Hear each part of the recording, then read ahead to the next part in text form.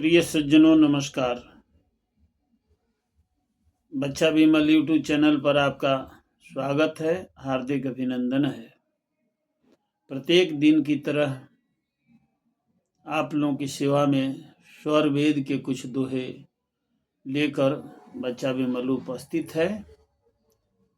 दोहे का बहुत ही सरल और सटीक प्रमाण दिए हैं अनंत श्री सतगुरुदेव भगवान सदाफलदेव जी महाराज। क्षर क्या है, अक्षर क्या है, परम ब्रह्म कौन ही अक्षर क्या है, नाशवान कौन कौन चीज है, इसके विषय में तमाम बातें आज के इस दोहे में प्रस्तुत है। आशा है कि इस पर आप लोग सरल शब्द लिखा हुआ है समझ जाएंगे और इस पर आप लोग ध्यान देंगे। प्रेम से बोलिए सतगुरुदेव भगवान की जय। क्षर अक्षर क्षर पर अक्षर गाजता, निहि अक्षर सब पार, निहि अक्षर सब पार। मंडल तीनों अलग है, अनुभव ज्ञान अपार, अनुभव ज्ञान अपार। अक्षय नाम अक्षर कहें, सूक्ष्मता की धार, सूक्ष्मता की धार। पिंड ब्रह्मांड में संचरे, कारण बिंदु विचार, कारण बिंदु विचार।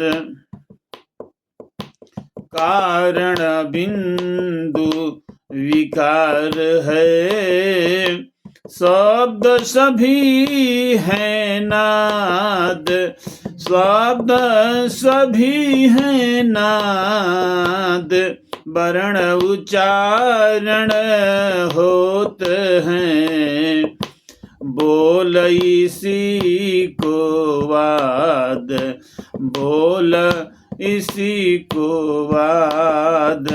सूक्ष्म और अस्तुल का नाद भेद है दोय, अंतर सूक्ष्म सो जानिए।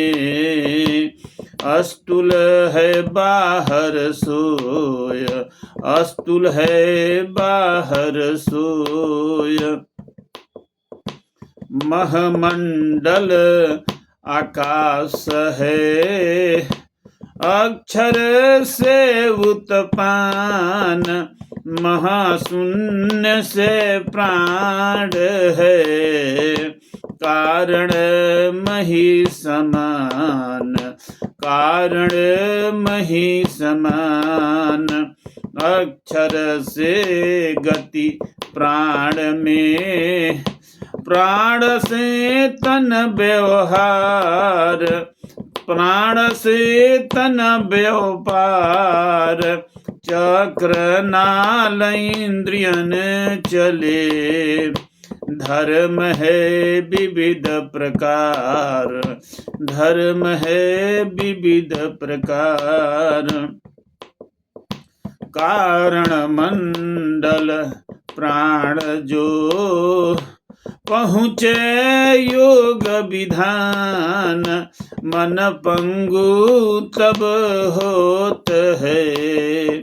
द्वंद्व मिटे दुख खान, द्वंद्व मिटे दुख खान। अक्रिय मन अरु प्राण है, निज कारण भयलीन, निज कारण भयलीन। तब प्रवृत्ति प्रपंच सब बंद होय स्वाधीन, बंद होय स्वाधीन, अक्रिय मन अरु प्राण से केंद्रित चेतन केंद्र, केंद्रित चेतन केंद्र आत्म शुद्ध प्रकाश है। शासक देह महेंद्र, शासक देह महेंद्र, मन अरु प्राण संघर्ष में आत्म विजयी होय, आत्म विजयी होय। प्रभु सुमिरन अरु भजन में अब कोई विघ्न न होय, अब कोई विघ्न न होय। प्रेम से बोलिए सद्गुरुदेव भगवान की जय। ये बहुत सरल और सटीक और आसान शब्दों में अनंत श्री सद्गुरुदेव भगवान बताए हैं कि क्षर क्या है। क्षर मतलब होता है नाशवान। प्राकृतिक से जितने भी शब्द बने हैं सब नाशवान हैं।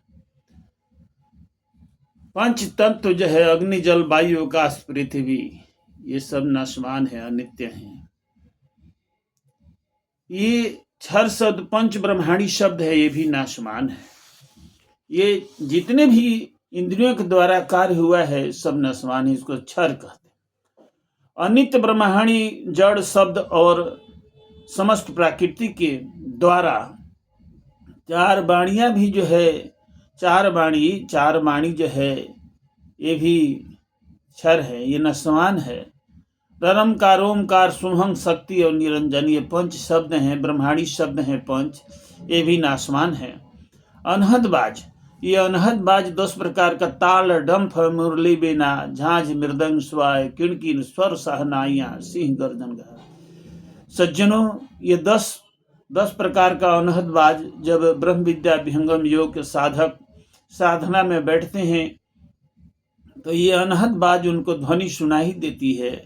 ये 10 अनहद बाज आँख के जो बाई आँख के जो है आपका पपनी है, भाव है, उसके ऊपर बाएं और ऊपर ये सुनाई देता है 9 अनहद बाज।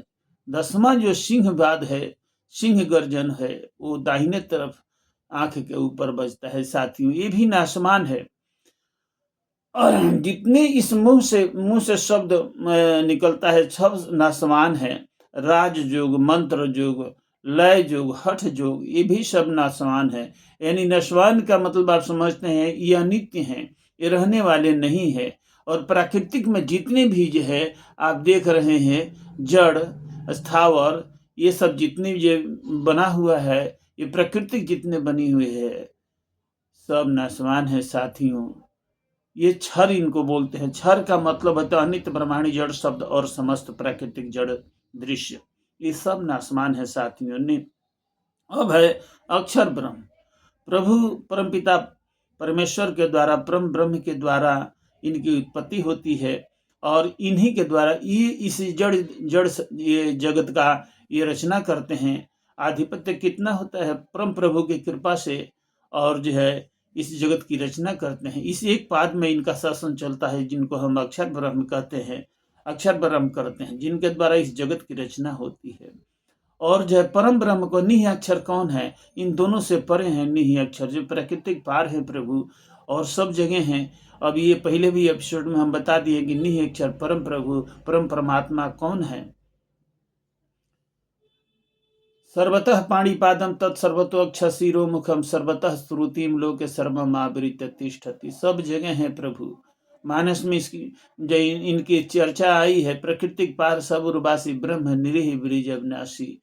स्वामी जी स्वरवेद में भी कहे हैं प्रकृति पार जो वस्तु है, प्रकृतिक में किमिया इंद्रिया अंतःकरण जो प्राण वहा नहीं जाए। प्राण और इंद्रियों अंतःकरण इनका जो है सामर्थ्य नहीं है कि वहां तक पहुंच जाए।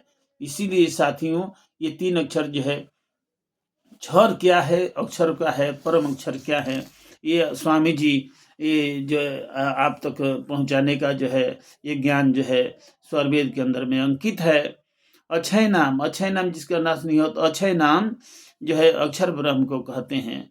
और जो है सूक्ष्म अस्तुल नाद भेद और दो, ये सूक्ष्म भी अंदर में, अस्तुल अंदर में भी जो ज्ञान है, अंतःकरण मन बुद्धि चित्त अहंकार ये सब और जो है भी ये भी जो है नाशवान है। अब मैं इनका जो है अक्षर ब्रह्म के साथ ये जो है अक्षर ब्रह्म के द्वारा जो है ये मन और प्राण की गति होती है। मन का जोनीय स्थान अक्षर ब्रह्म है और मन और प्राण संघर्ष में आत्म विजय हो। सबसे पहले साधक लोग प्राण को विलीन करते हैं, उसके बाद मनोलय होता है।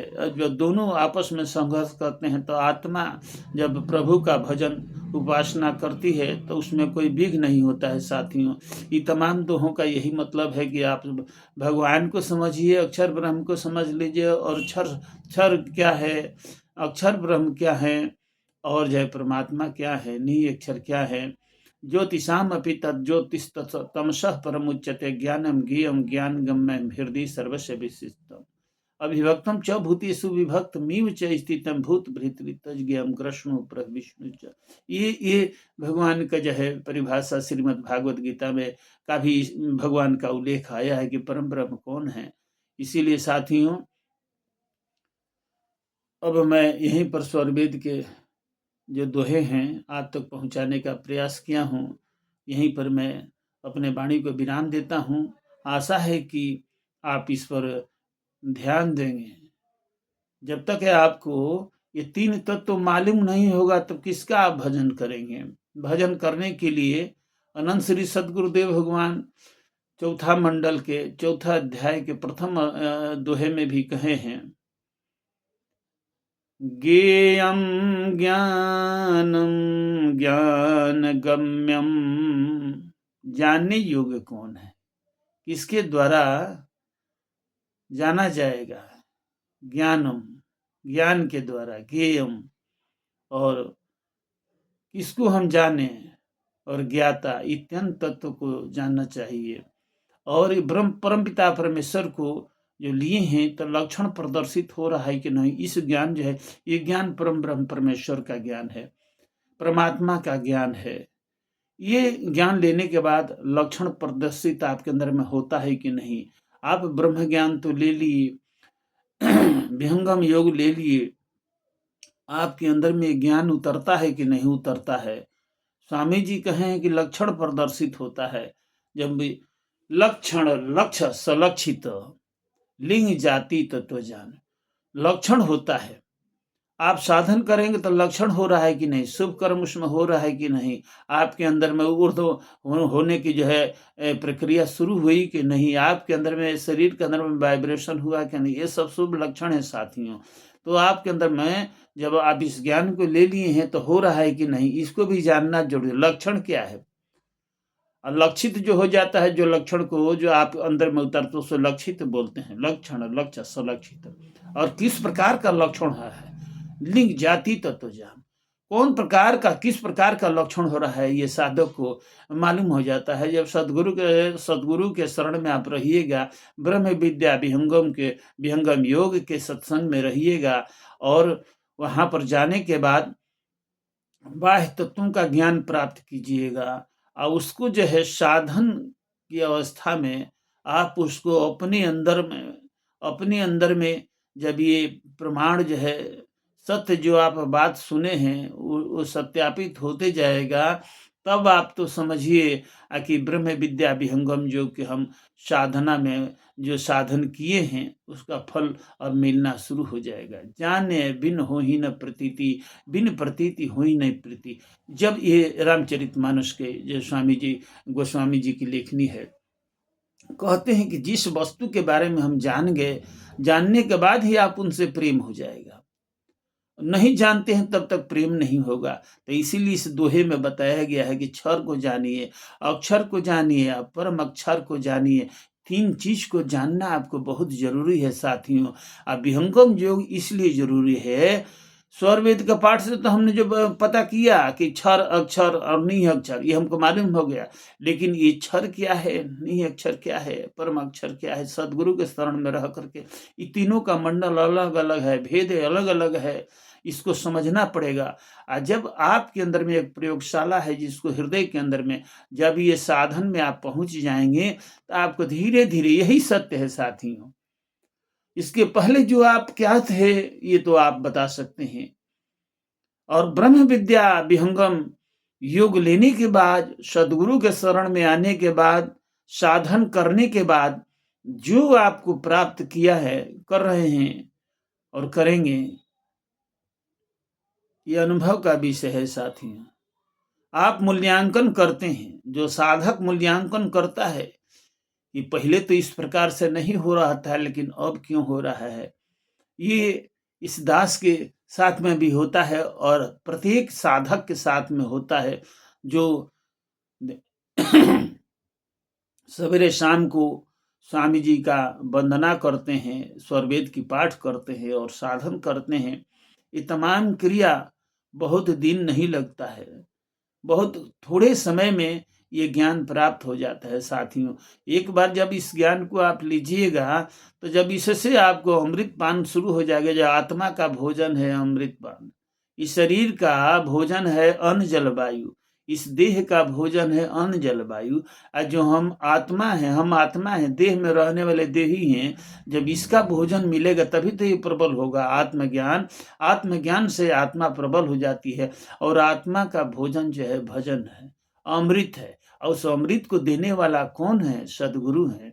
तो ये कड़ी लगी हुई है। ये अमृत कहीं बिकता नहीं है, बाजार में नहीं मिलेगा, हाट बाजार में इसका मोल नहीं होता है, ये अनमोल है। सदगुरु की वाणी अनमोल है, जो कहते हैं वो अनमोल है।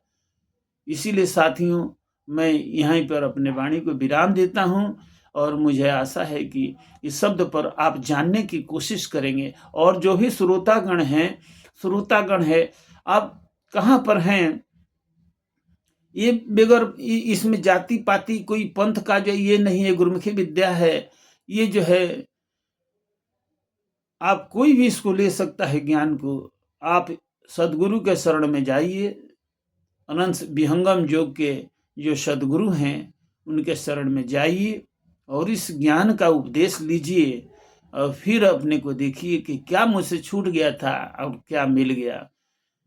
यहीं पर बच्चा विमल अपने वाणी को विराम करता है और फिर अगले एपिसोड में स्वरवेद के कुछ दोहे लेकर के और स्वामी जी की रचना और कुछ संगीत के साथ में आपके साथ में जो है फिर उपस्थित होगा।